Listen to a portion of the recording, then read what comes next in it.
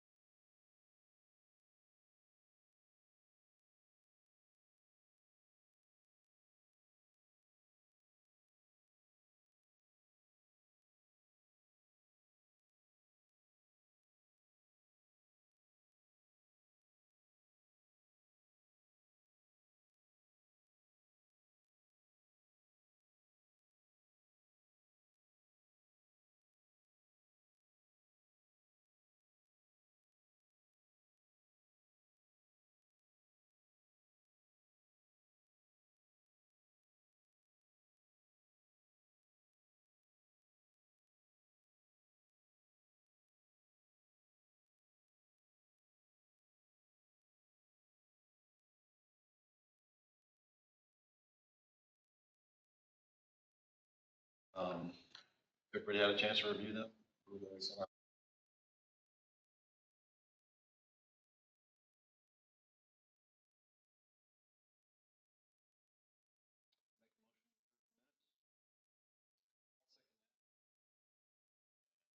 All in favor? Aye. Opposed? Meeting minutes are approved. Real quick question, how do we do the people online? Yes. Okay. If they're a voting member and they have their camera on, they can type it in the screen. Katie said she cannot hear us. Yeah, we're working on volume right now. Will you type a message in there so that they know that you're working on the volume? So, should we wait for a second? All in favor? You guys gotta relax, come on, gotta have fun here. Can you hear us now?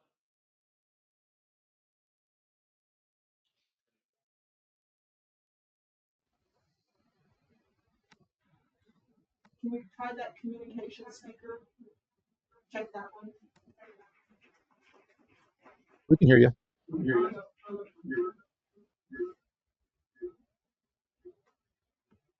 Other microphones, communication speakerphone. It does. Can y'all hear us now? Thumbs up if you can Volume hear is us. still very low. Can you turn on the volume on the iPad? Yeah, I'm doing that right now. Hey, microphones, turn up the mic. I'll try to speak up. Yeah, the problem is just the echo in the room. That's, for some reason, you turn the volume up, you get an echo. You turn it down, they can't hear it online. You have this, one of the microphones on the laptop? We always have this microphone turned on, just because it's needed. This one's off. Is Sam's off too? Volume? Sam's is on. This is on? Yeah, we usually have this one on. I think that we need to turn his volume on the laptop down. Yeah. Here's try muting. Do these mics feed into the system? Yes, they're supposed to be able to hear us through these microphones, not Right. laptop. That's probably why you're getting feedback. Mic's picking up the room sound. You're just gonna hear us twice. Aren't you guys lucky? Turn his mic off. Yes, can you, is your volume on your laptop turned off? Yeah, the volume's turned off from what? Turn the mic off. Microphone?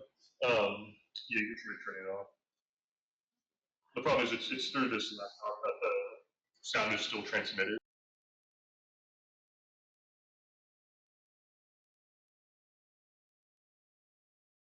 Sound for everyone. This one right here, this laptop.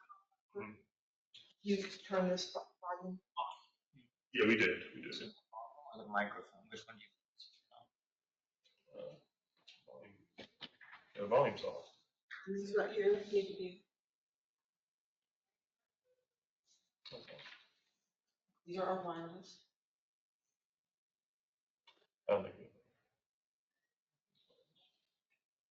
Now we can turn it. Can y'all hear us now?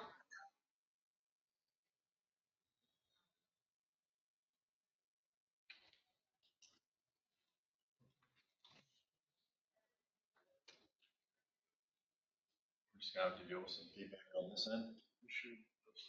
This one's. That's the evidence. Connection issue. It just mutes everything.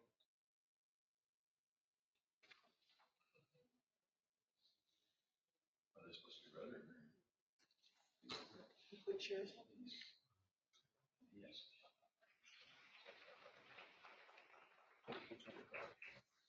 This microphone is on because it's showing that it's being used by. Can you turn that? That's a test.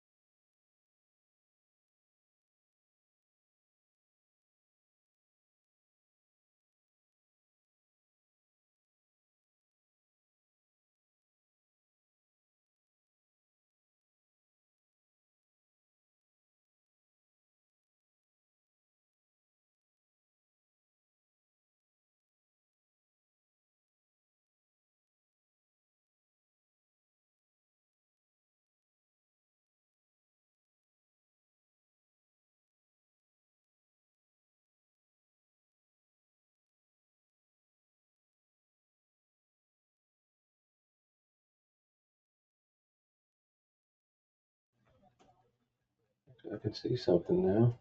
Your mic's hot, by the way. Your mic's hot, by the way. You gotta finish that.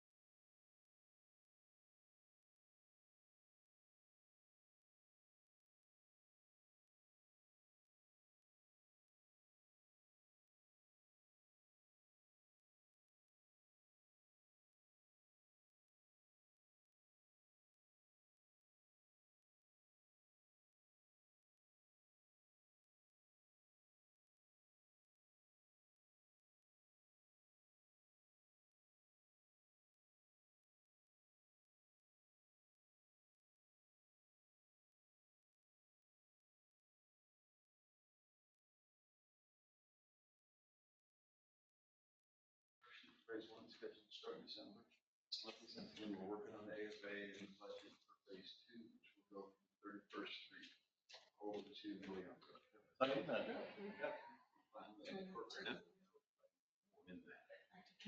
We see what since February and then it was build out the rest.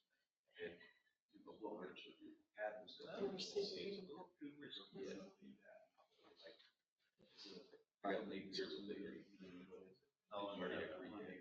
Can y'all hear us now?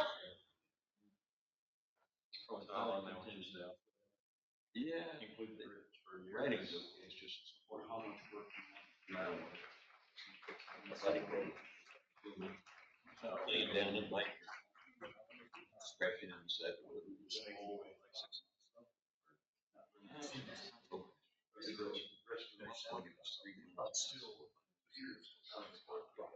Just bank on the road. It's just, it's not a train. Yeah, that's true.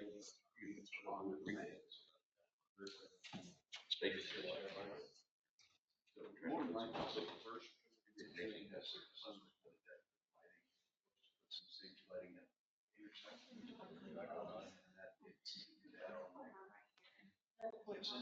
Can you hear us now? Still got the echo. We got it. I think we're just gonna have to deal with that on this side. Let's go through again. First evaluation.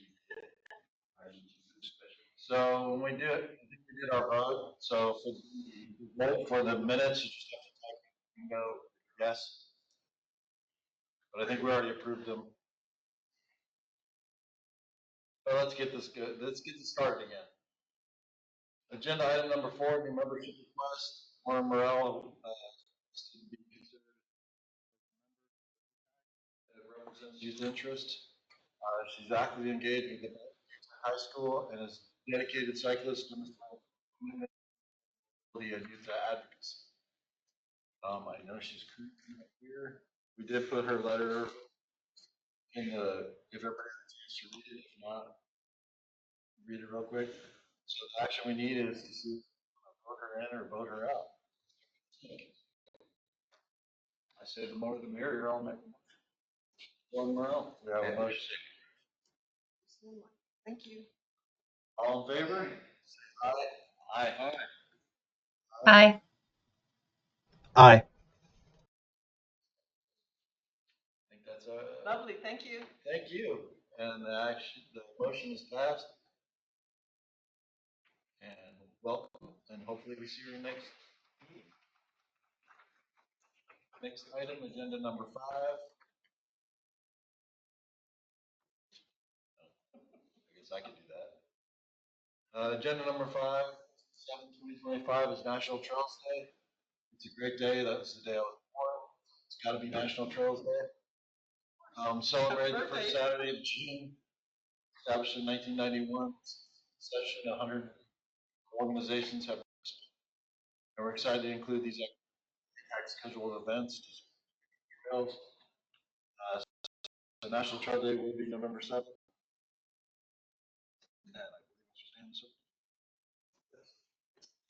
Thank you. Thank you, Gary. We've got 3 great events happening on National Trails Day. Thank you, Sun Country Cycling, for hosting a beginner bike ride at Dana Peak. And Kendra's husband is leading the trail cleanup at Table Rock Amphitheater in Salado. And then Baro Brewing is going to be hosting a paddleboard on Salado Creek. And I think about the Ogletree Gap grand opening. Sure, you can pass. So our volunteer group is the trail system at Overclock Gap. We're going to do a ribbon cutting system on June 7th. And basically, currently right now getting the directional signs on the trails posted and put in, and also a 2 trailhead map boards. They're going to be 4x8, so you get that picture that you have there on the 4x8 board showing all the trails. How many miles total? I do that. I've walked out there before, so I'm super excited for that. Thank you for adding that to our list of supportive activities, and we'll do everything we can to. Yeah, I'm looking at probably like 9 a.m. kickoff time. Okay. Can you horseback ride on that? There's not prohibited. You gonna bring your horse, Kara? Awesome. So consider recommendation for the approval of resolution of June 7th, 2025 as National Trails Day. Motion? Move. We have a one. Do we have anybody else? Second. Jason seconds. All in favor? Aye. Aye. Opposed? The ayes have it. So recommended approval. That has to go up to. Board, right? Yes, the next step is to go to the policy board and also the CTCOG executive committee. We'll do a resolution. So we'll add that next Thursday. Agenda item number 6, active transportation plan workshop. And I believe I'm handing this over to Anita. Thank you so very much. Included in the packet is a schedule of events for our regional active transportation plan. The primary objective here is to demonstrate planning readiness. This will improve our funding opportunities and help align us with what is happening across the state. Our Tate will be reaching out to staff of the different cities and counties, if he hasn't already, requesting some GIS maps. And as we move forward, what we want to do is open this up for public engagement during the period of June 23rd through July 21st. And what that public engagement is going to look like is we'll be piecing all of our entities, municipalities mapped together, and then we're going to ask our public to tell us where they think the connectors are. And so then we'll also ask the technical advisory committee. Of course, once we get all that information back, the goal would be to have a workshop, and ATAC members would lead that workshop, and y'all would look at all the public comments and then determine where the best connectors are. So for this particular action item, what we're looking for is a time frame, perhaps is around July 21st or afterwards, to have a workshop where we could prioritize the public comments and what they say about connectivity. So that is actually action needed, is to set a date and time for an ATAC workshop to prioritize connectivity from public feedback. We can host this meeting online. It doesn't have to be here. It can be out in the community. It can be at the city of Temple or the city of Co, or anyone else wants to host this. We can do it all online, whatever y'all desire. I'm thinking after July. That was gonna be my first question, what time frame? After July 21st. That's when the public comment period is. And we'll probably need some time to organize all the comments so that y'all have an idea of what you're looking at. So do you want to look at the first week in August? Would everybody be interested in the first week of August? So TAC meets on August the 6th. Anita, do you have thoughts on maybe meeting before or after technical advisory committee? No, I sort of see that running parallel. Whatever works best here, and the timeline is going to have to be fluid. I just meant like on that same day. Yeah. Like holding your workshop maybe an hour before, an hour after. I would say, could we do a joint meeting with that?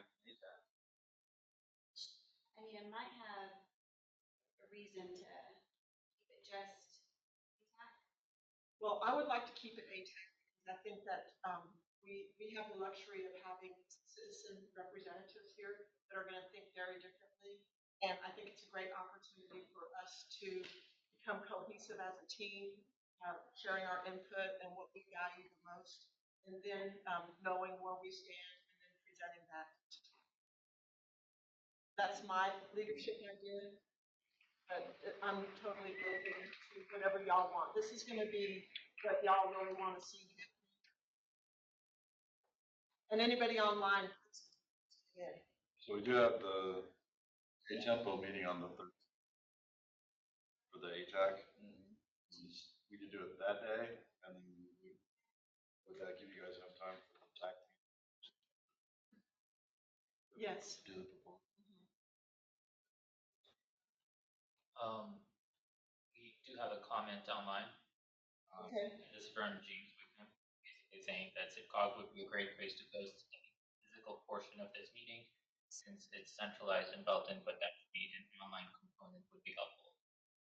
Thank you, Sam. Thank you, James. Did you guys get the data from our GIS team? No, I passed that request over to them last week. Kay is actually leading that process for us, Jason, and he's not available right now. But I can find out. I'll follow up. I'll go to Jason. So would you guys like to do it on the 13th after the meeting? That'd be the best time to do it. Seems to me. Yeah. Since we'll all be here. I like the 13th. Anybody else have any other ideas? Before the meeting, so if we're going to take any action, we can get it on that meeting agenda. Or are you going to need like a motion or direction? How do workshops? This will be my first workshop, so I need some direction, Kendra, Jason. And I'll speak for how we do, for city council. If there's an item on the agenda, they'll discuss it in workshops. They can have more of an informal environment where they can ask staff questions, ask the applicant questions, even debate it amongst themselves. And then when you get to the council meeting, there's the public hearing. They can take additional comments from the public. And then council will vote to approve or deny. This is for like a zoning. There's other ones where they've held a workshop separately on the discussion item, so they can at least ask questions, start to formulate opinions, and then have the action come at the following. So that's typically your workshop is allow you to have the group together, have a forum, and discuss it. But we may or may not need to take action. I think that's my question. You can expect ATAC to take action of whatever we discuss in the workshop. I think, Anita, would you want your committee to formalize their recommendation? Yes. Yes. Because that's the recommendation that we're to TAC and the policy board about where the connectors need to be, what needs to happen. And even if this is visionary and things don't come to being, 20 years later, we still want an official record of what the recommendation was from the public and then prioritized by ATAC. Given the speed, it's going to heavily be a map exercise. So my idea would be to have the workshop, have some maps, whether it's digital or we print out some stuff, we all sit around the table.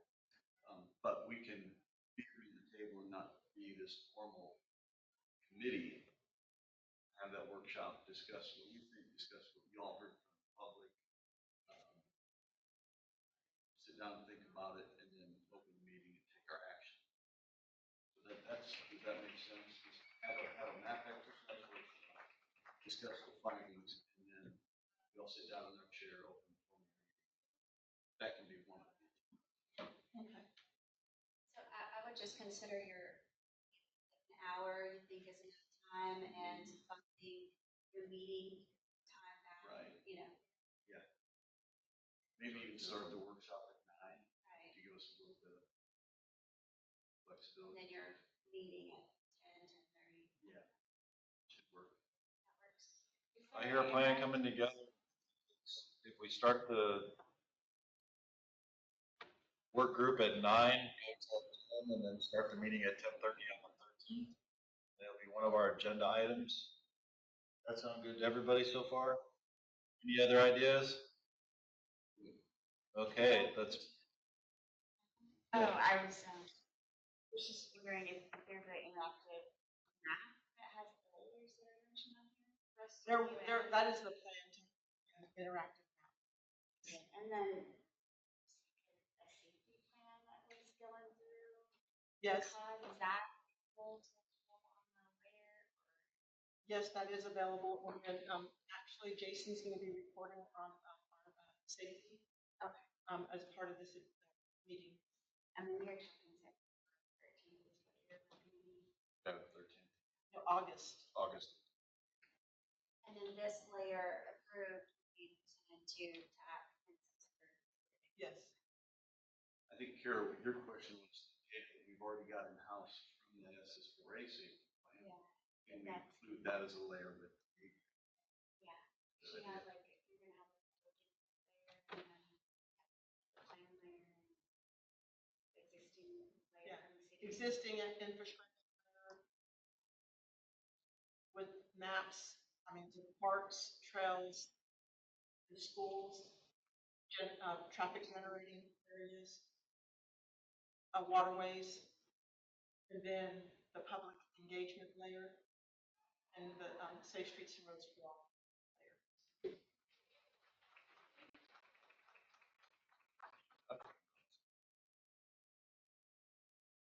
Now to pull it all off. No.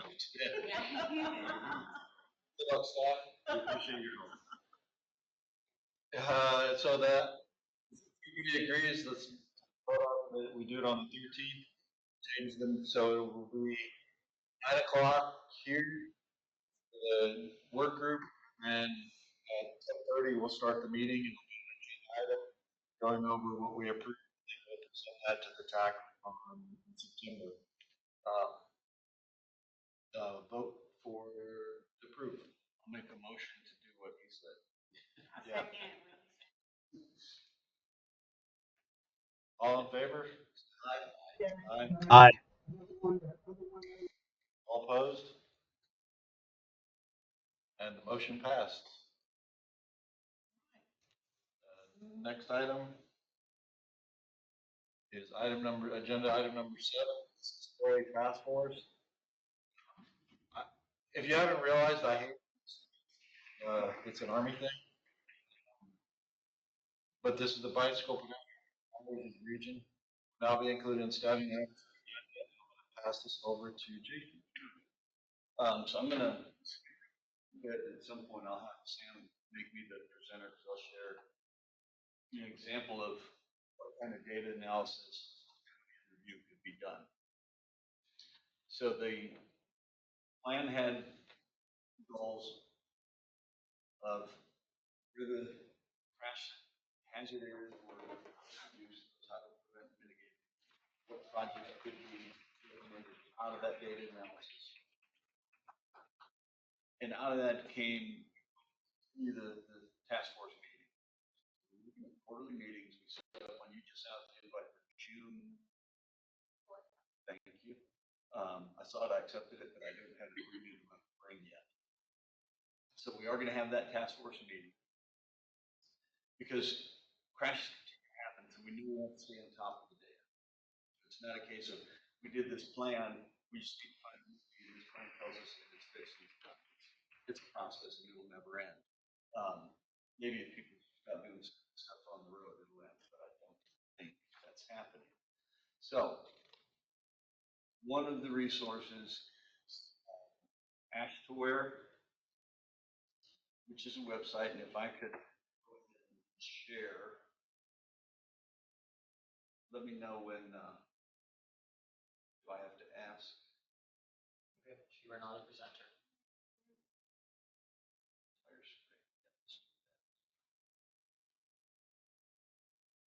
So I'm just gonna walk you through a very quick case study that I did. So ASHTO is the American Association of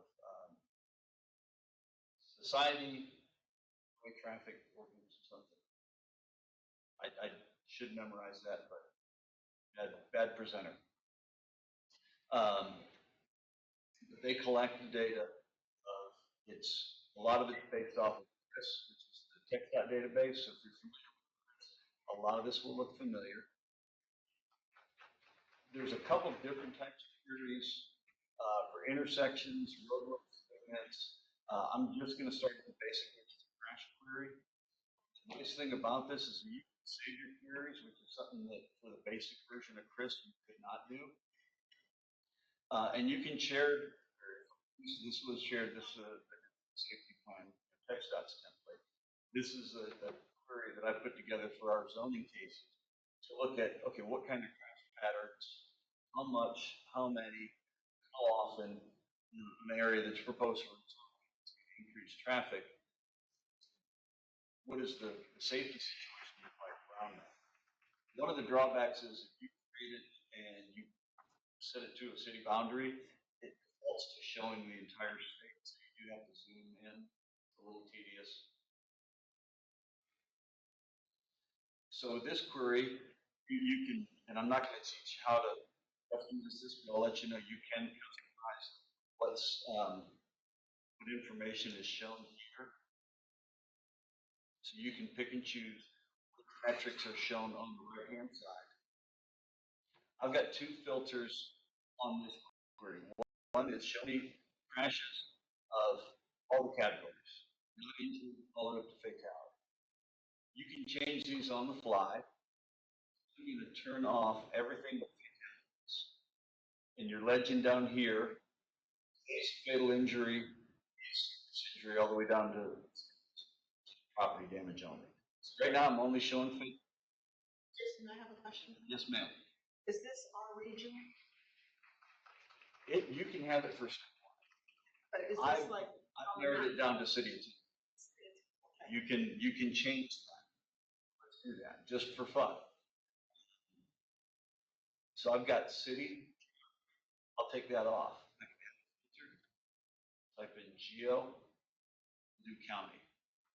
And you can type in Bell, do that. So you can pull up geographies. You could even, if you wanted to, off, and you could draw a polygon. It's just going to return the crashes in that polygon. Okay, I'm going to clear that one. I'm going to go to my Killeen-Temple. So right now I'm showing, could have been a vehicle crash, could have been a pedestrian bicycle, could have been an old person on the scooter. That was one of the fatalities we had over by Scott and White. He was crossing the street on a scooter and vehicle ran a red light and she died of her injuries a few days later. So we can add a filter, person type, and there's different drivers, passengers. Let's do pedestrian. And you notice we've got some down I-35. There's a few scattered around different intersections. There was multiples on 35. So I looked at these. Here's the neat thing, one of many neat things about this interface. That when you click on it, it gives you the attributes, what was the roadway, the weather conditions. It was dark and not lighted. That was a factor that can be seen. And then you can open up this to get an idea of, okay, what's the configuration of the highway in that area? What is the pedestrian doing up on an overpass? Obviously, that's a hazard. But this gives you just the basic. So when you want to dive, reach out to your police department and ask them and said, okay, I gave them different crash IDs. What can you tell me about these crashes? So here's 1987.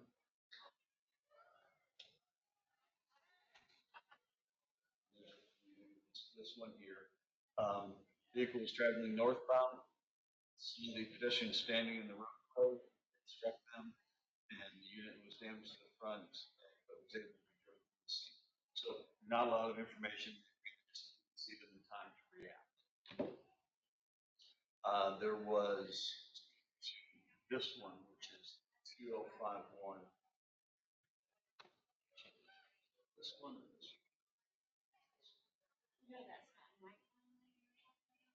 I can drill them. I don't have the crash. So I want to do quick. This is how you do a brief case study.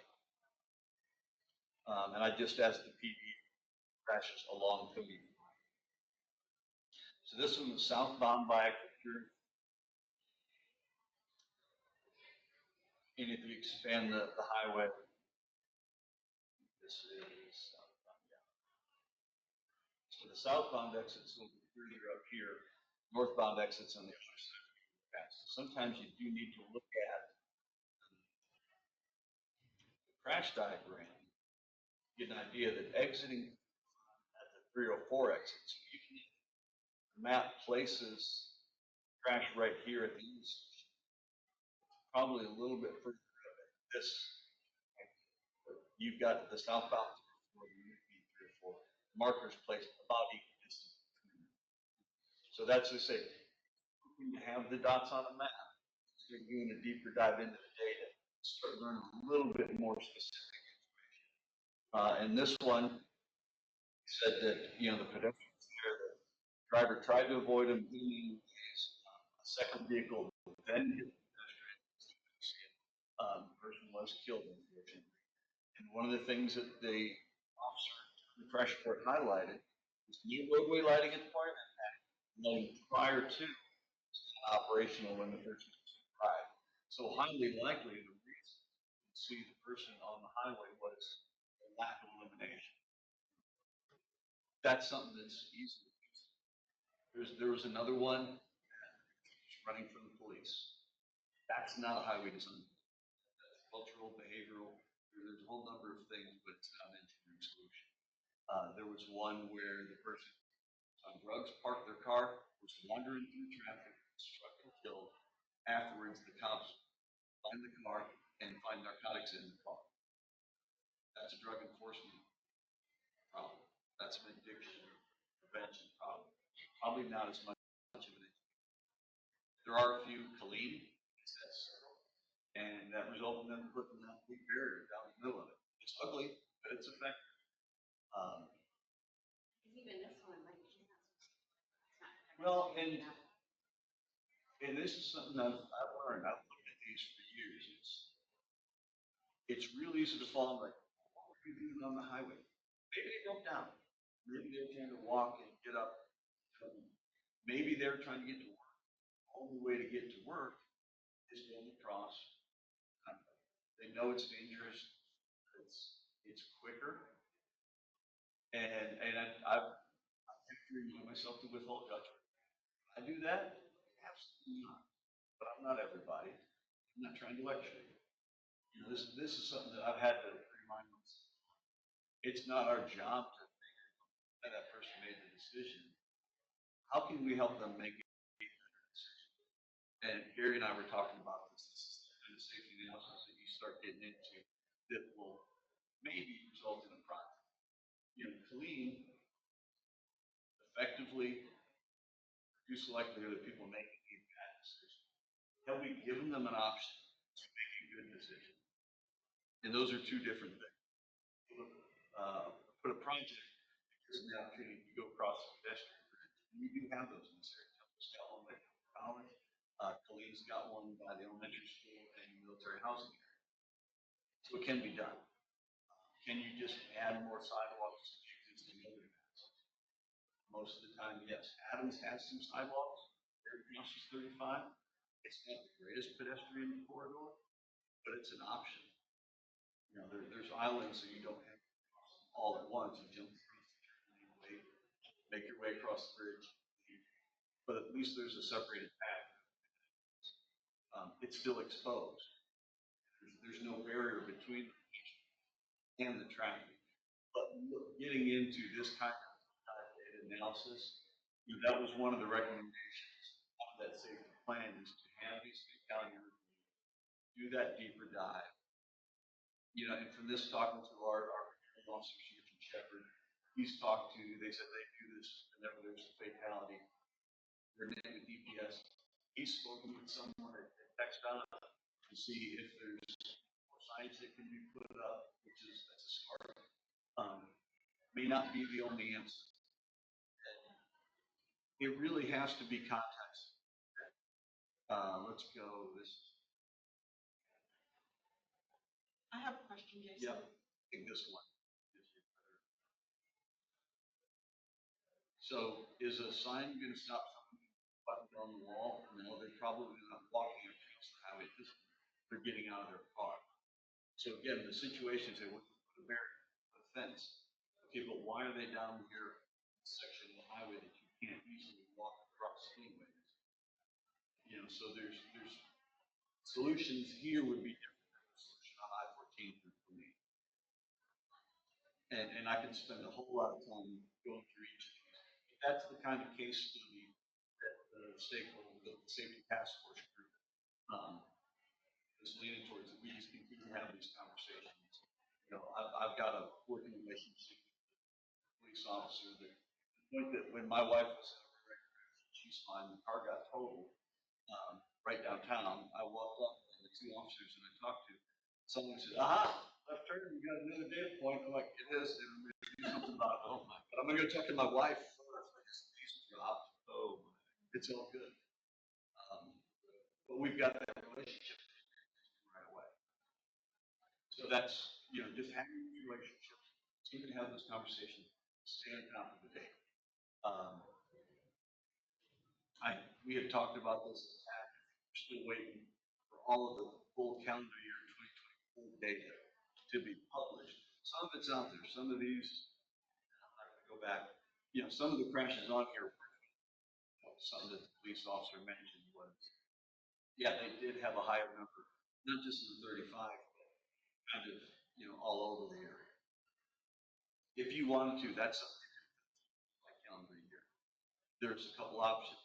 Back to the crash code tool, if you decide you want to use it, you can pick the most recent 5 year all time, or you can set a custom and you edit that and you pick your dates.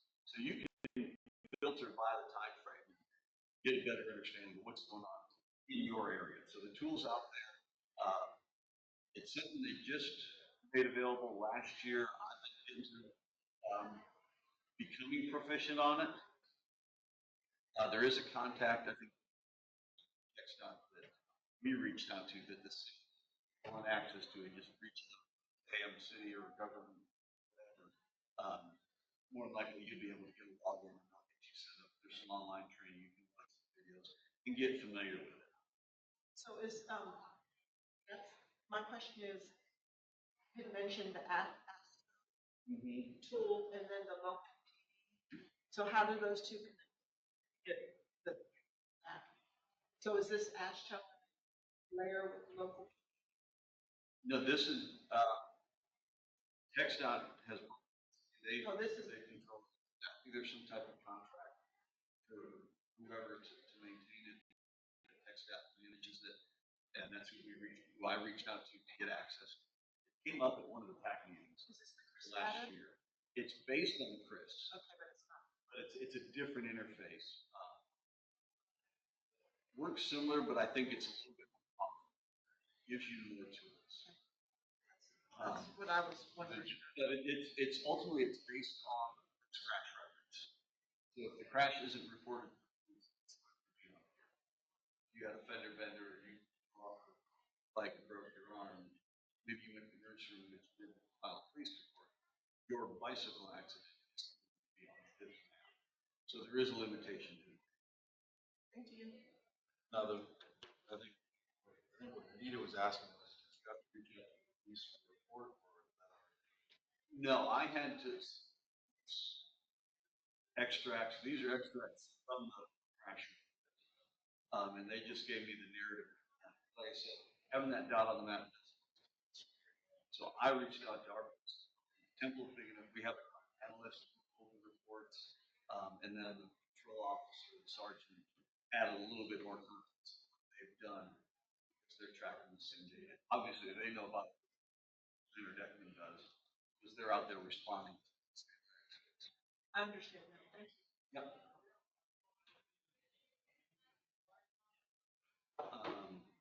So back to, and I'll stop sharing. But like I said, if you've got questions, I was in touch with the national managers through TAC meeting. There's an email. I can go dig it up, or I think staff probably have it.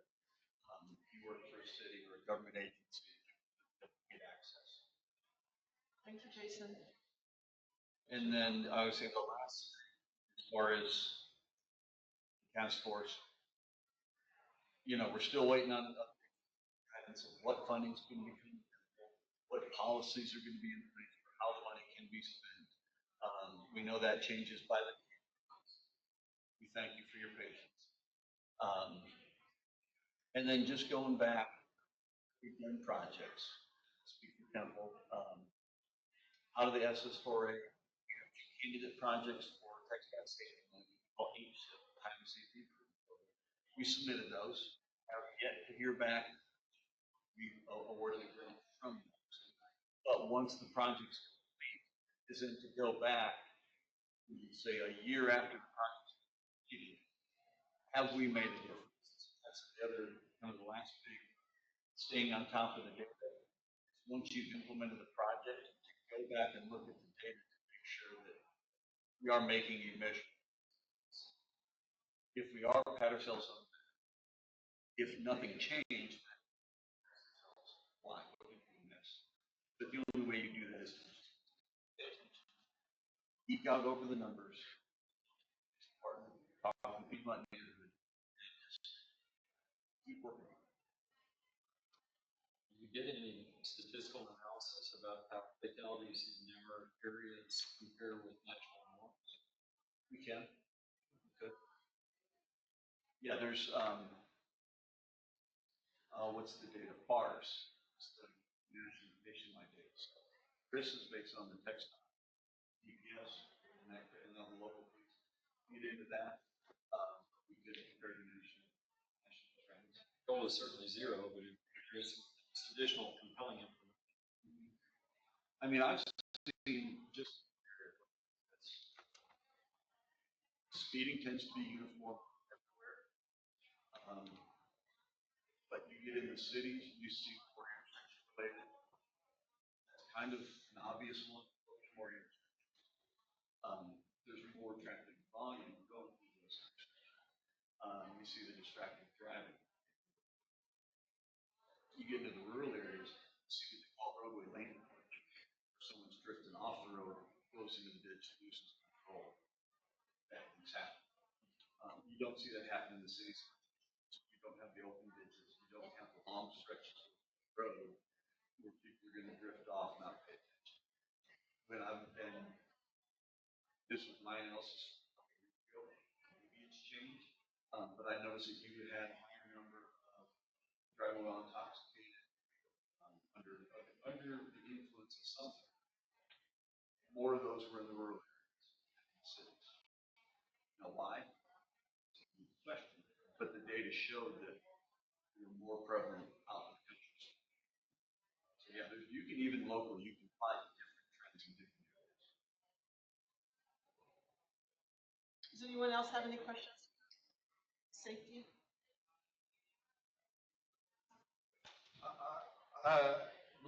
You and Jason talked about a little bit on matters, the building that's going on about 4 years ago. What does the city do to change to make stable building this project 4 years later? How are we going to implement safety to do that? Is that part of the planning process years ago, but now that it's changed, like the development, we just made a huge subdivision area, but are we making them change their project to the safety? Cities do that? That's my question. See, the growth of Temple is insane right now. We are doing more of that. We've evolved our planning process. Part of it came out of the part of it just came out of guidance from council. Hey, we want zoning staff to prove it. And council pretty much, you haven't this is, you haven't given us enough evidence that this is a good idea, that, there's been no benefit possible. A couple recent cases in the past, project, you got your problems on the city road. I guess it's our problem to maintain the city. We've now started applying what's called rule of proportionality and require them to make improvements to public road and in front of their private project. We've got not the area that you mentioned, not far from there. There's a mixed use of 290 homes, and then several acres on the side, one corner for multifamily, one corner for general retail office, restaurant, what have you. Our requirement of that zoning ordinance is you're going to have to widen the light. Part of that widening is also going to be planning it, so it hits at 90 and you've got turn lanes. That's the cost on the developer. So we've started doing that.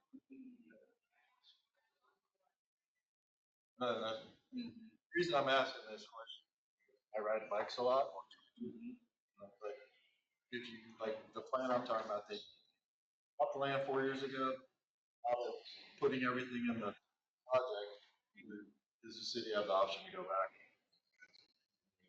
Go back and say, yeah, hey, you're putting material, you can buy this portion of this. Because it's for the public. So that's actually good news. I've been using the ASHTO. I've been using this experience so to show that to planning, zoning, and city council. Okay, if you're going to approve 300 home subdivision, it's going to generate this number of trips. You already have this amount of traffic only, this number of crashes. So if you're adding this number of trips, it's going to presumably increase the number of crashes. And that's gone back. We've got one about the number of entrances they have, 93, and the improvements that they're being required to make for turn lanes into and out of the subdivision, so that you're not just having two entrances on a two-lane road, that there's a shoulder lane where cars can pull in, get out of the flow of traffic. You're not getting rear-ended because so that kind of thing. We didn't do that in the past, but we're now using this data to show this is the possible impact of this zone change of this development, whether it's residential, whether it's commercial. So that's something that we've started doing this last year. We started 2 years ago after the mobility plan. We really, in the last year, really have kicked it using this ASHTO tool. That might help some people in the who have issues with their stuff right out there. Any other questions for Jason? Thank you, Jason. Appreciate that. Sure. Next on the agenda is supporting member activities. And I'm gonna hand it over to Anita. I just want to give a huge shout out to Sun Country Cycling, all their efforts, and it was no small task, y'all. They partnered with Scott and White McLean's Children's Bike Rodeo, and they put together 50 bikes first time. And that's a huge task. I was talking to Gary about it, and he's like, it's like, you know, it's like in Jonesville, but they're all put together with this. So I really want to give their team a shout out. He leveraged past employees to come in and volunteer. He's a valuable resource. I think is a tremendous gift to our community, and I just wanted to give them a super shout out there. This is their son here. Those three right there, they were volunteers at my table, and they live in the Layerin Academy. They don't drive and they walk. So I was like, oh, you have bikes. Why don't y'all go around and be part of this bike rodeo and go educate? And I couldn't believe they all won. It was like amazing. It was like it was joy-filled over at our table, you know. We won, and then to my surprise, 2 of the 3 never rode a bike before, so then I had to send it over to Gary's son. What's your son's name? Andrew to get some education on years and everything. So that was a lot of fun, lots of joy, and it was a great event. Those little vests there, six and one, and they were. All the staffs wanted him, but then there he wanted right, and so he had already had on his safety vest. You can see out in the crowd wearing the safety vest. There's the volunteers doing their thing. They were doing pedestrian 101. So teaching little kids what it means to be a pedestrian. A lot of fun. And I'll turn it back over to you. So the next thing coming up on May 21st is Light of Silence. It'll be held in Parker and Nolendale again this year. I know the King of the Mountain is support for that ride. The helmets are required. This is not an option. It wasn't this year. We'll try to have a couple extras.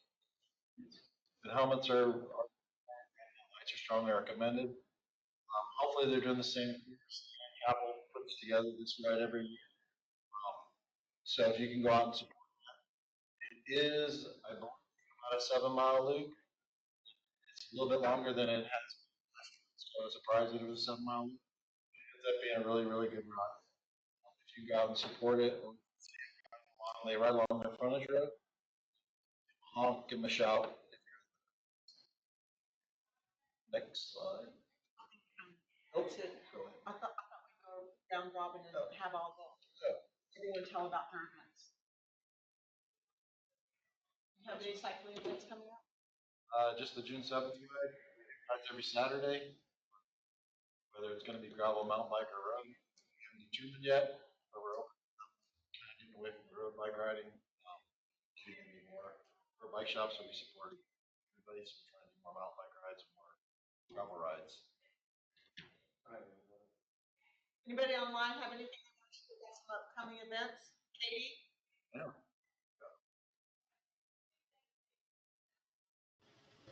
I got nothing. You're all over social media. You had a run coming up. You just had a run. What's your next run, Katie? We do. So on National Trails Day, we partnered with the Armed Services YMCA for one of our 5Ks. And we still have a lot of medals. Like we invested in medals to try to get more people to want to do these races. And so we still have lots of availability, lots of medals to give out for the people that do that 5K on June 7th, the morning of National Trails Day. And then I'm just hoping that people will show up for the stand-up paddleboard on Salado Creek. The water level hopefully will stay high enough. And we have a guy from Waco coming. It's hard to find paddleboard companies that aren't in Austin and that aren't dedicated to Lake Travis. But we found a guy from Waco who's going to bring an 8-person stand-up paddleboard with him on June 7th for our big event on Salado Creek. So hopefully people show up.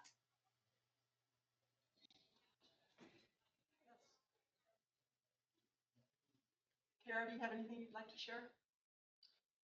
On June 7th, there's a play day at the TLRC Arena, Longhorn Riding.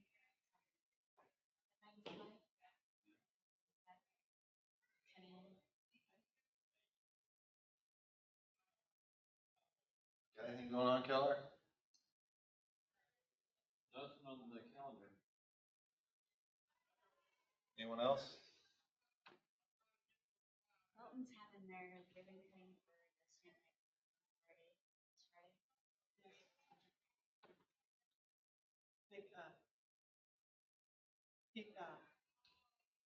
Mr. Dyer emailed me and said that he's knee-deep in getting it ready. Is that event the worst question thing open to everybody? Yeah. I've ridden a horse in a while. Maybe I'll do that on Friday.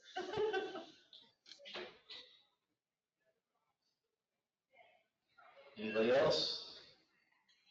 Okay, agenda item number 9.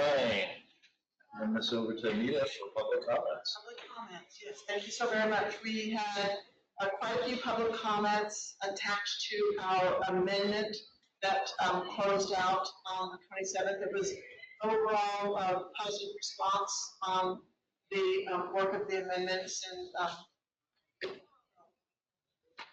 that's always a pleasant surprise that everyone was in favor for the most part. They were aware and in favor of the amendments.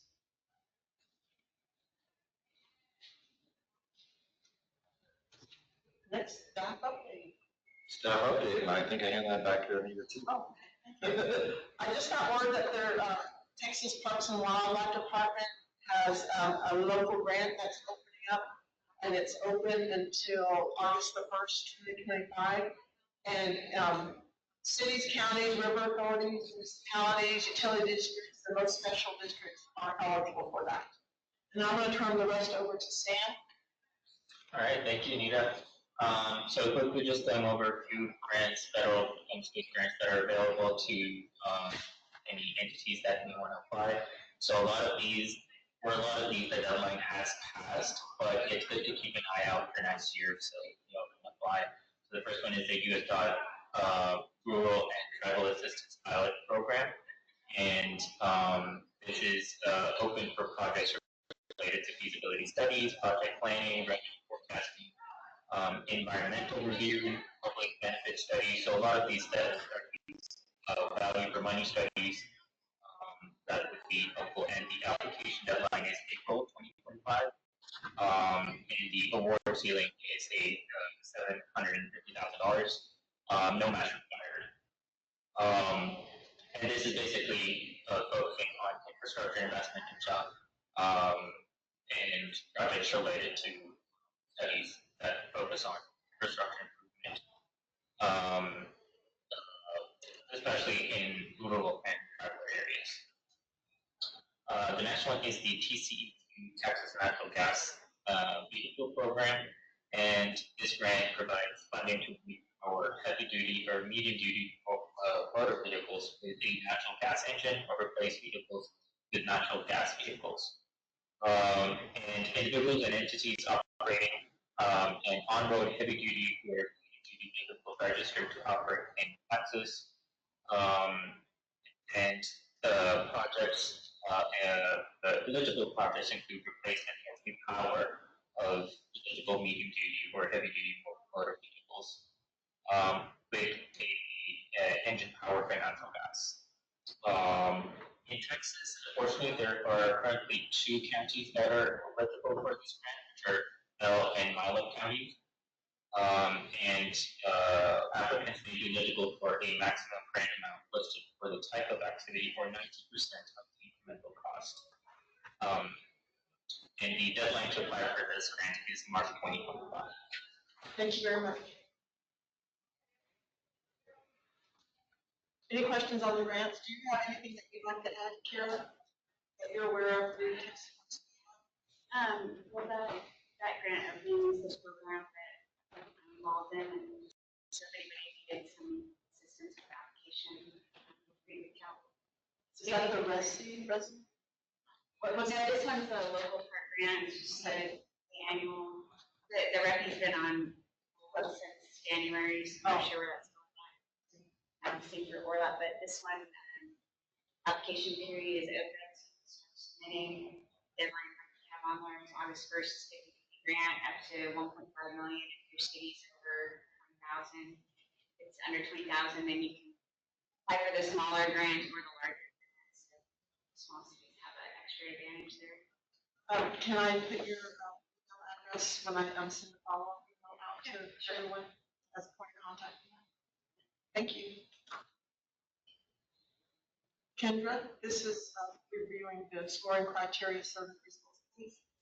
Yes, so in the spring of 2026, we'll be opening up our project to our member entities at the Tax Policy Board to submit new projects for the next round of funding. Looking back at the last scoring process, we requested survey responses from our TAC committee on the scoring, the high level scoring discrepancies, the satisfaction, project priorities, things like that. So overall, the TAC was satisfied with the overall scoring process, felt like the projects mostly aligned with their priorities. The burden of the scoring process is what is the subjective piece that requires a lot of time and scoring of projects across the board. So what we're working on is reducing the subjective percentage of the scoring and increasing the objective percentage towards 60-40 for both roadway projects and livability projects. That score is composed of 60% objective data and 40% subjective from the TAC, and how we can refine the scoring process to be easier and even discussing different strategies of whether it is continue to all projects or if we for legacy projects and only score newly submitted projects and kind of dovetailing those rankings, or if we still review all projects but only those that score above the subjective threshold subjectively scored. So we're looking at different avenues forward. But the main takeaway was that the criteria in and of itself is good criteria, sound criteria. We'll be looking into the specifics of the criteria verbiage, how those criteria align with kind of the administrative this time. But all of that is still a work in progress. We still have about 6 months out before we open that call for projects. So we are working with Decision Lens, that is contracted by TechStot, and they have loaded all of our current projects into their system so that we, and as well as our smart criteria, so that we can bring a workshop back to the TAC and all would be invited and will participate on behalf of ATAC. But we will be hosting in the near future a workshop so that they can also maybe 5 or so example projects. I wouldn't call them priority projects, but just example projects, roadway livability, different features of each project, and we can kind of critique or adjust criteria a little bit. It's not really adjust the criteria, but a few points here or there to adjust so that we can move your post score up to 100 points for each track. Right now, I believe roadway is at 95 points. 5 more points. 5 more points additions added to the scoring. And then for livability, we're at 85, so we want to add in 15 more points. And then all of those scores would be normalized on a 0 to 1 scale, kind of how it aligns with decision. So all that's a work in progress. We've had several introductory meetings with them, loading in our criteria. We've even talked to Jason, this was something you mentioned. We talked to them Wednesday. I think we talked to them Monday or last week about even doing which is important, so they take our criteria, maybe 8 or 10 parent criteria, such as safety, nutrition, asset management. They will load those parent criteria into the prioritization, and they'll open it up, they'll send you a survey. You would say, what's more important, and it sends you another deck up to you just keep ranking it. It might be anywhere from 20 to 30 rounds of the 2 items, and so that it's more natural prioritization criteria. And Jason, Anita, all of our inputs, and then it averages and it says, team, this is what is all the general consensus theory. So then you can use that to then as summary, kind of your that really aligns with research criteria. If now safety is our primary criteria, but surveys, it comes out a little different. We can say we want to adopt general consensus, or if we just maybe hours a little bit more. We're gonna kind of do some workshops and see how that goes and see how we can kind of marry the two ideas, criteria with the prioritization research. And so we'll bring back our meeting and an update on how that's going and how that affects your preference. Thank you so much. Any questions for Kendra? We're going to go on to our next meeting, March the 13th. I did want to let y'all know that Greg Reininger is going to be presenting on the statewide active transportation plan. That's the same day that we will be talking about our that we're working on. So I'll just realize this. And before we have our, I mean, we've already voted to have that workshop for our meeting, but did we hear what the plans were for the state of Texas to inform our priority list? I think let's get, Okay. let's not influence. Okay. Let's get our own, and then let's see if we line up with the state. Okay, got it. Reserve the right to amend. Okay. All right. And then also, on the August 13th meeting, we'll be buying the chair. Gary has served us. We vote for the new chair. That will become our meeting.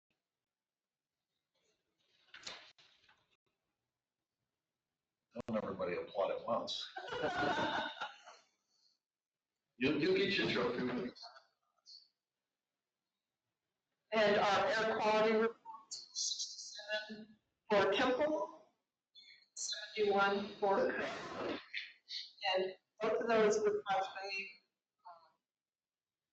below the average. Question about the sources of those this year are higher than each year's contractor records. We know where the ozone comes from. I do not have an answer to that. Kendra? I was making notes. It looks like for the last 3 months, hit the highs previous year, and we're on track to set an all-time high next month. Seasonal variations. Our area is. Oh, I want to clarify something. That's actually has dropped. 76 and 23, Temple.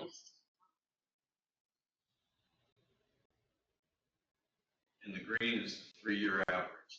Which is rolling average. Right. That's the rolling average versus the national this year, last year. It looks like it went up. We do have a full report on this. Supplemental to the email that Anita was sent.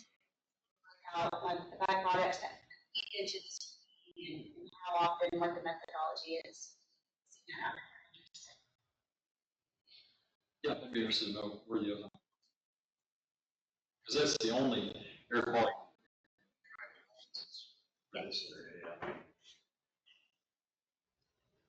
Thank you, Kendra. Beyond my scope of knowledge right at this moment.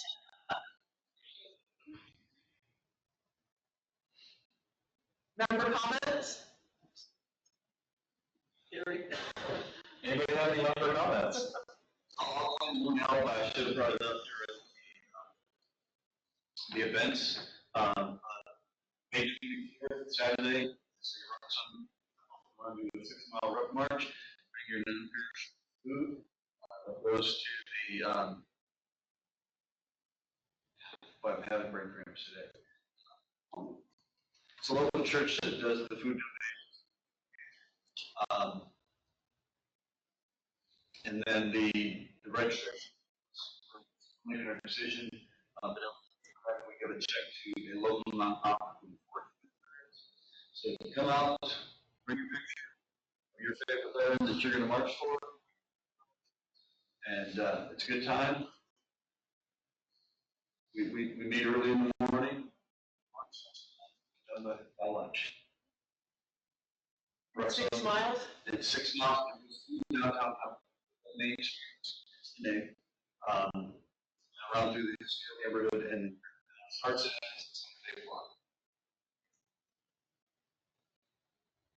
Jason is assuming a lot that I walk fast. Are you open to serving as chair? I can't. Yes, those are covered. There's your one. You said yes, I didn't. I have an idea, it would be great. Yeah, it's somebody else's turn, I think she. It's up to 2 terms, yes. I'm gonna amend that, by the way. So there's no vote to amend that. You need victim strike our council. Any other? We'll try the meeting. Thank you all.